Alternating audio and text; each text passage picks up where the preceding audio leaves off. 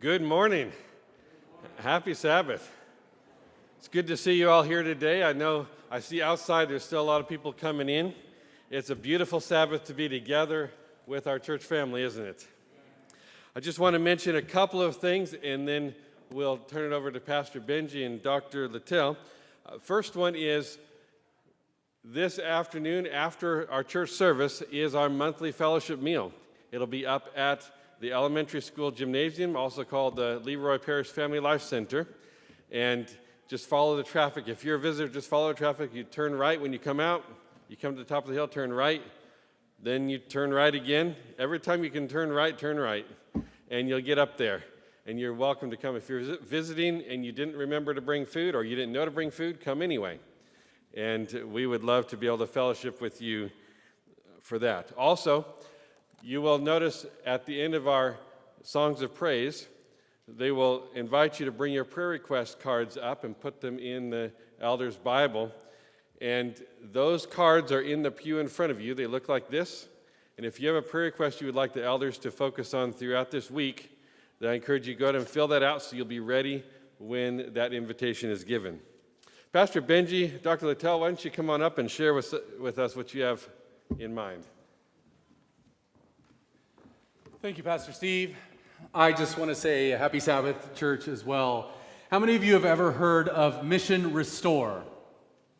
All right, some of us. And we have some new members as well as some visitors. Well, evidently, a few years ago, before my time, we had something started here in 2016, I think it was, Dr. Littell, something that the church decided to take a step of faith out into remodeling the church. Now, before I get too much into this, I just want to say, we don't know how long till God comes.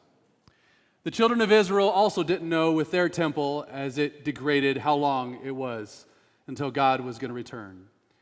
But they faithfully wanted to keep it up to date and in good repair because it was a sacred space for them.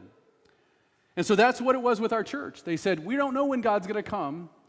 But things were starting to get in disrepair, and I think not one part of this building wasn't remodeled in some way through that process. But in that, the reason why, and Dr. Littell will tell a little bit more, is that we want to remain faithful as good stewards of what God has given us, because it is a sacred place where we do come to gather to fellowship and to meet God. But Dr. Littell, I know you have the back history of this. Tell us a little bit about the journey, where we've been, and all of that stuff. First, I want to give my appreciation for all those who have continued to support financially the paying off of the loan that we did have to take. And I, like Pastor Benjie, believe that it is important for us to keep up God's house. It is part of our calling as Christians to take care of the place where we come to meet God. Finances, we spent $799,926 in the total remodel, with many volunteer hours included in that, so it probably would have cost more at that time. We started work on the outside projects in the fall of 2016. The columns out front were covered. They were starting to wear down. We had to repair the parking lot and do some sealing out there, some gutter work, so we did that in the fall, but the bulk of the work was done in the summer of 2017 when we met for church in the Family Life Center. It took approximately 3 months, but we were able to come back in the church in September of that year.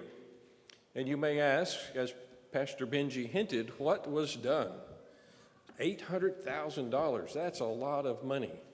Well, look around. Anything you see was touched or changed. New air conditioners, new bathrooms, all the pews are new, carpet, paint. The platform has been redone, raised up a step, and wooden platform